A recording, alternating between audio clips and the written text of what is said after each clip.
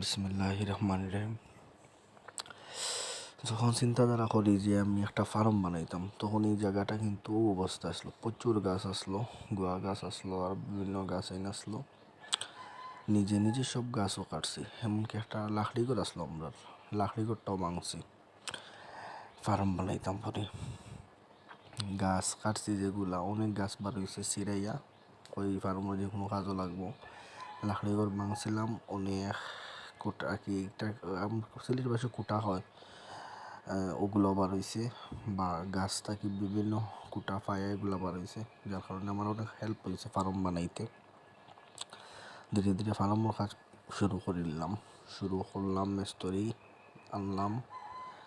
ফার্মের কাজ প্রায় ধীরে ধীরে শুরু হইয়া প্রায় কমপ্লিটের দিকে অনেকটা আগুয়ে গেছি, আর নিজেও অনেক শ্রম দিছি, দিনে রাইতে যা পারছি করছি। কংক্রিট ভাঙছি, ইট ভাঙছি, বিভিন্নতা ভাঙিয়া ফার্মর ওই যে কোনো কাজও লাগাইম, যার কারণে ভাঙছি, মাটিও বইছি। যাই হোক, একটা আসলে ইচ্ছা এমন জিনিস, কোনো জিনিস যদি শখ করে ইচ্ছা করি বানাইতে চাও, তো এই জিনিসটা সুন্দরভাবেও করা যায়। ধীরে ধীরে আমার ফার্মর প্রায় অনেক কাজও কমপ্লিট হয়ে গেছে। টিন মারা চলের, রাবিশ বিছাইয়া তলে ডালাই লাগে, দুর্মুসও মারলাম, দিনে রাইতে নিজে শ্রম দিলাম। ভাবলাম যে বেকার থাকা থাকি একটা বিজনেস হইলো, বেকার সময়টা কাটলো। পাশাপাশি আমার বিজনেস আছে আরও, বাট ওই যে এক্সট্রা একটা বিজনেস বাড়াই, বেকার থাকা থেকে মনে করলাম বিজনেস করলাম। বিজনেস করলে তো আর লসের কোনটা নাই, বেকার থাকা থেকে একটা কাজও লাগলাম।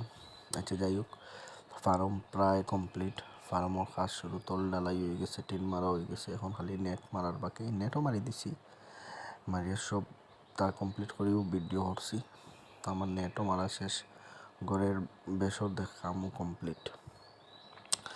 এখন খালি তেরফাল লাগাইতাম আর বিসমিল্লাহ হয়ে বিজনেস শুরু করতাম। যাই হোক, আপনারা দোয়া করবা যাতে যে উদ্দেশ্যে বিজনেস শুরু করছি আল্লাহ যাতে সাকসেস করেন, কোনো ধরনের বিপদের সম্মুখীন না হই। আর মাথা কথা যদি কোনো ভুল ত্রুটি থাকে, কারণ ফার্স্ট টাইম এরকম ভিডিও এডিট করাম, সো ক্ষমার দৃষ্টিতে দেওয়া।